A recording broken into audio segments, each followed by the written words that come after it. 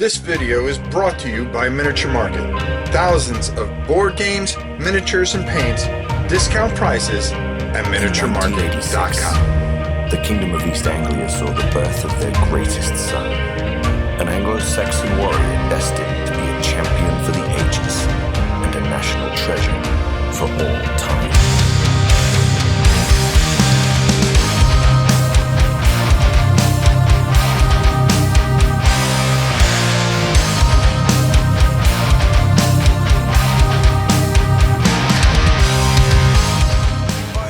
Your old pal Rob, and we are doing our 109 greatest games of all time according to this moron.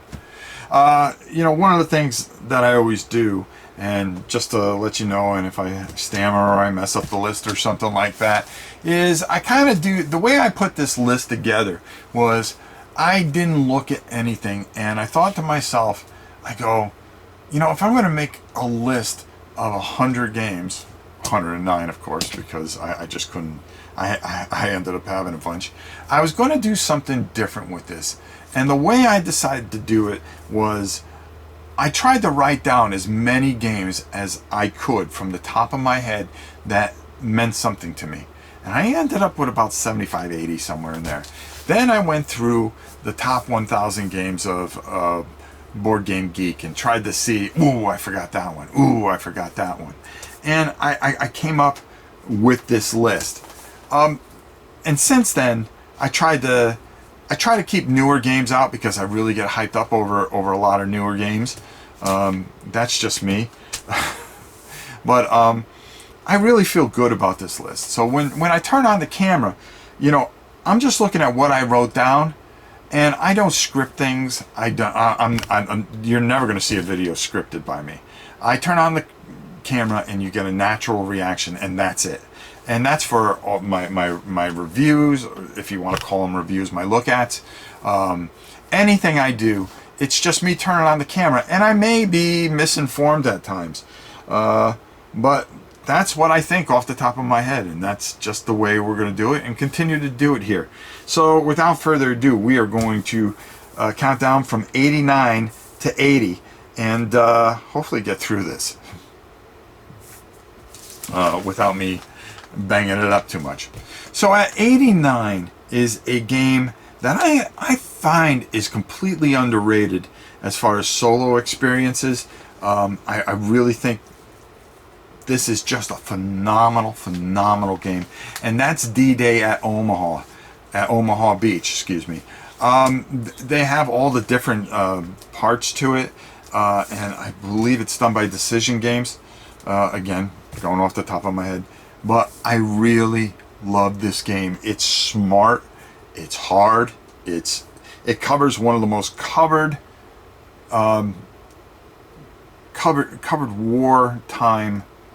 wartime games scenarios, and that's D-Day, and it does a great job of it. It stands out, and at 89 it sits at 89.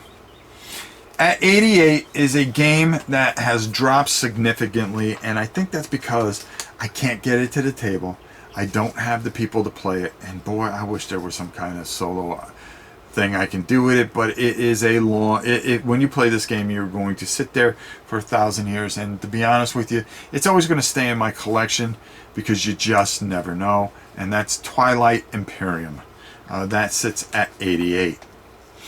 At 87 is a game that when I first started this channel, I had so much of it, and it was very enjoyable.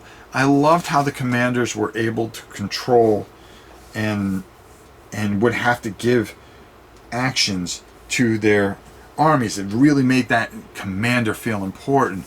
But somewhere this game got lost for me and dropped significantly, even though 87 is not a bad spot, and that's War Machine. Great miniature game, great miniatures. I just don't feel as invested in it. The story and all that other stuff is good. It doesn't hold what Warhammer or Games Workshop stuff means to me. I can't say any more than that. At 86 is a game that I enjoyed painting and playing, and we actually did a live playthrough of it, and I still have yet to go through the entire game, but I always look at this game and I just think this is really fun, and I am going to do this and go all the way through it. And that's Mechs versus Minions. I really find this fun. I enjoy on some of it the kind of robo rally type of thing, especially in the first scenario there, how that all plays out, and it's just very, very enjoyable.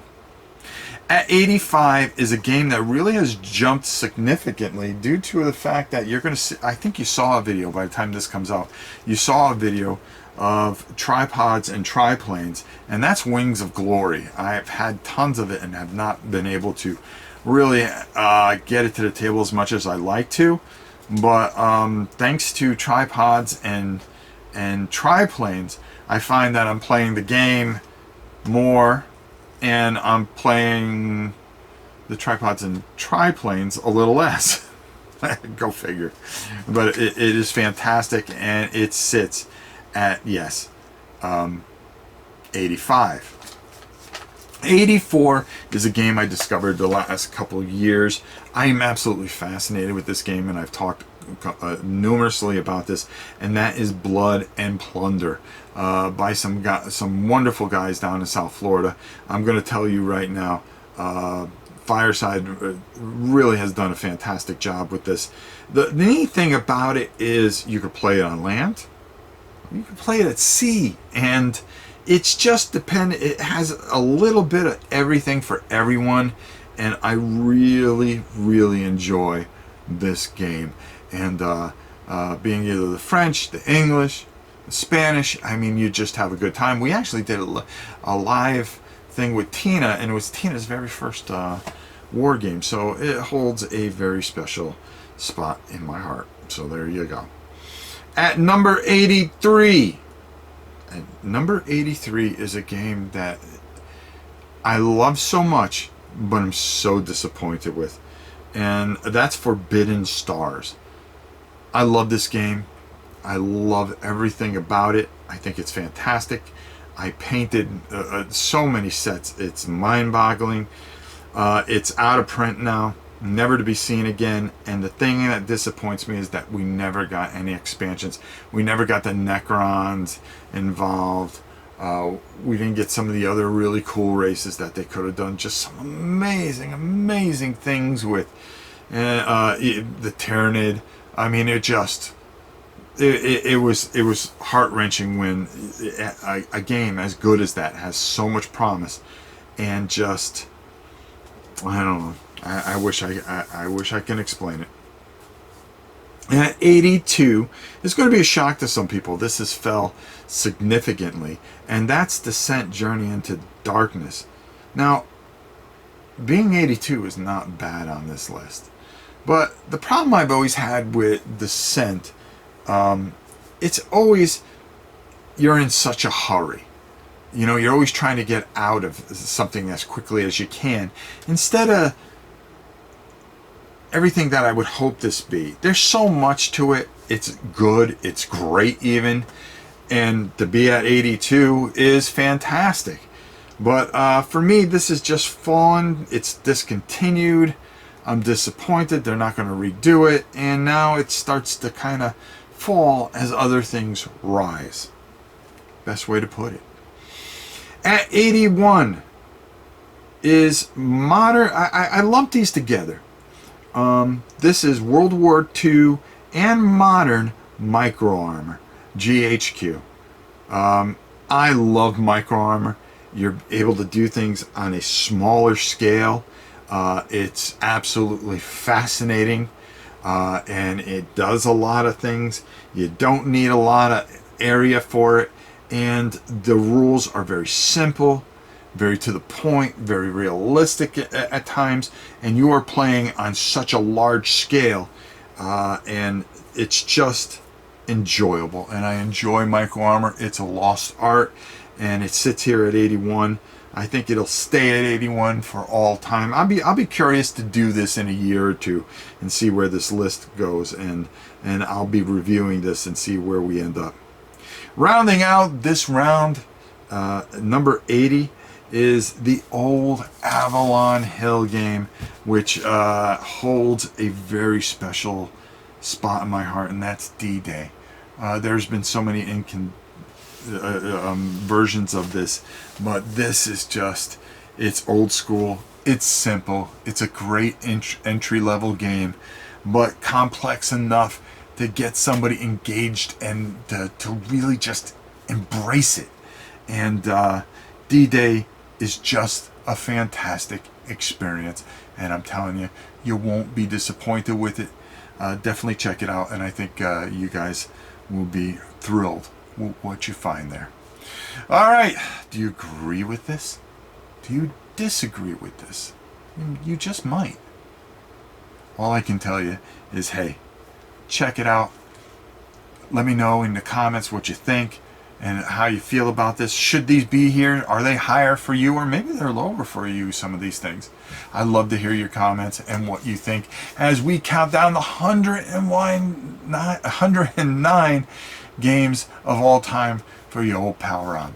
So until next time, when we come back with 79 to 70, we're going to run this right to the end of the year where we do our top 10 games. But I think we'll do the videos both at the same time. Our top 10 games of the year and our top 10 games of all time. Let's see if any of them from this year make it in our top 10. Be interesting to see. Until next time, it's your old Power On. We'll see you soon. It's the end of the game, and you could get this from Miniature Market, right, Grandpa? You can get this from Miniature Market. That's right.